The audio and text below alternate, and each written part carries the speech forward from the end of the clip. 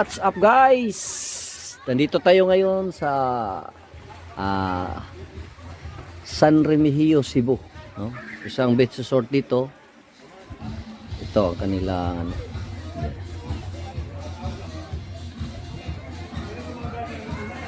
Siguro guys may ano, party dito ngayon.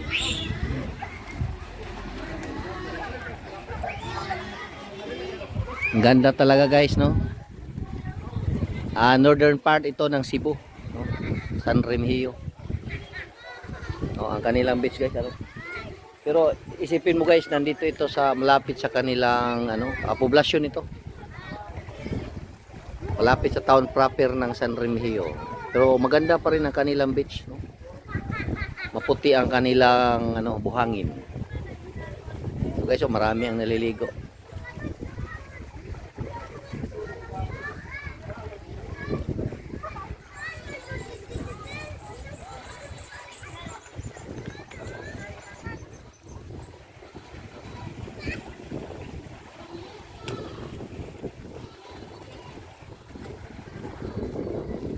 So guys, bababa tayo konti guys. So, ups.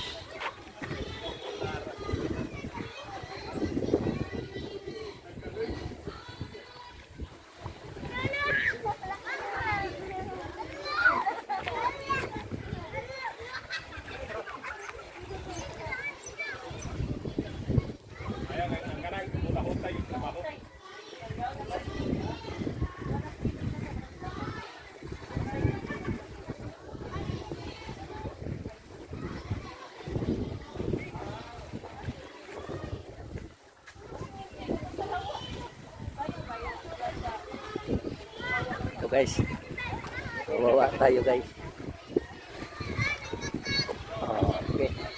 Oh, napakaganda ng kanilang dalampasigan guys. Kahit nasa poblasyon ito, no? Tingnan mo. So, biyahe tayo ng konti.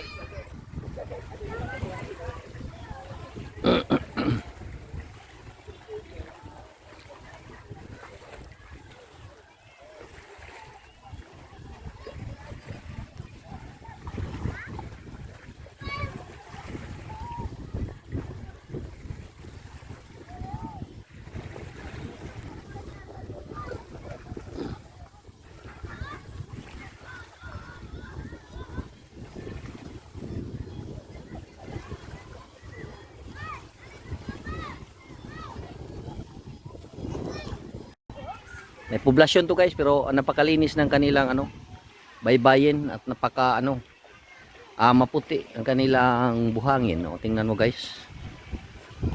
Nasa poblasyon ito guys ng San Remigio, Cebu. Pero ano, malaga siguro ang kanilang kuan ito guys, mga constituente. Kasi oh, tingnan mo, mayroon mang mga ano, medyo makalat, pero sa ano to guys, sewage, no? Napakaganda dito guys at sariwang sariwa ng hangin, no? Almost mga 110 or 120 kilometers away from the Cebu City. Nasa northern part ito guys, located, no? So may mga isla tayong nakikita guys dyan, ay ang Negros, Tubuso at saka Escalante ang malapit ito guys, at ang Bantayan Island. Ang mga isla ng mga maliliit na isla ng barangay ng Bantayan Island, yung Lipayran at ang Butigis at Doong. Ito na, napakaganda guys, oh, kanilang lugar.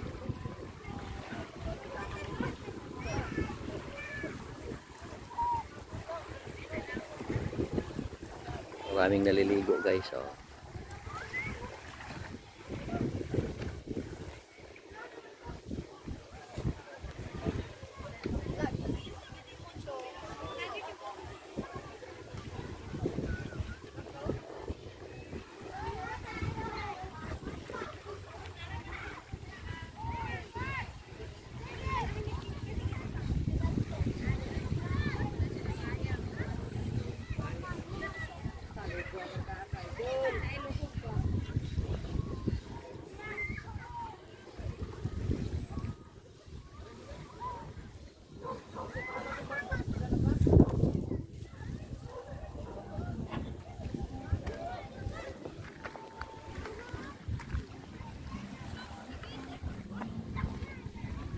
Ito guys ang kanilang ano, mga cottages public, no.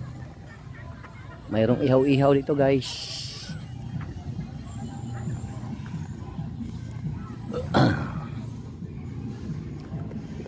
Tuwing hapon guys, masasaya na dito guys. Marami ng mga tao to nagtitinda. To dahilan ng bago pang pandemic, hindi pa ano talaga tolerated ang area na to na mag ano.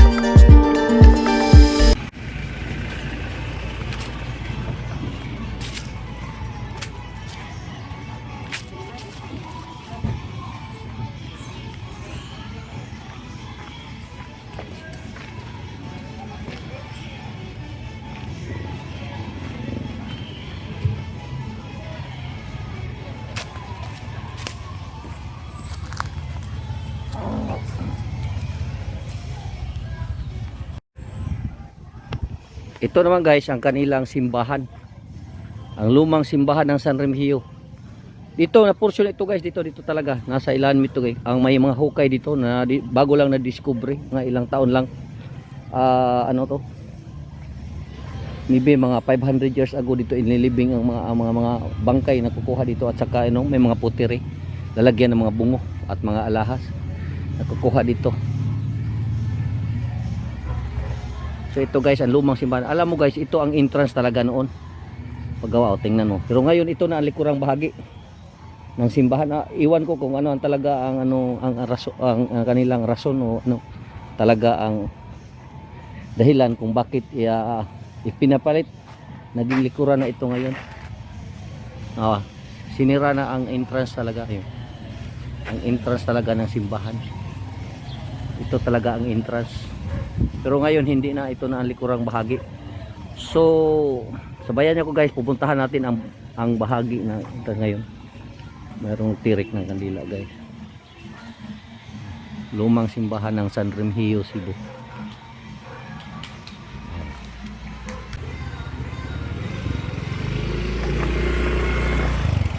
So papunta na tayo guys sa front nila. Pero noong unang panahon guys, yun ang talaga ang front.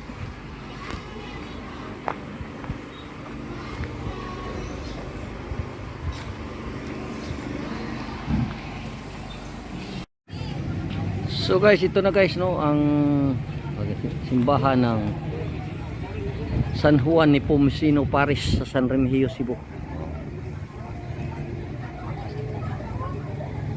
May kasalan nga nagaganap guys.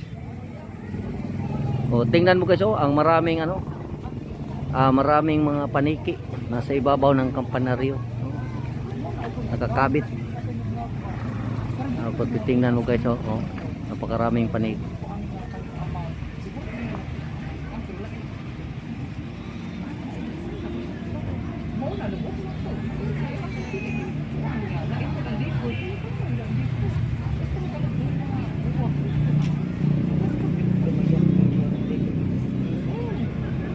Ito ang mga paniki guys.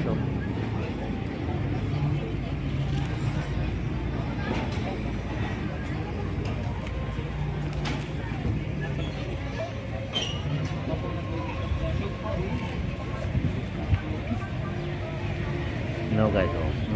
Napakaganda guys ng kanilang simbahan. Luma talaga itong simbahan guys.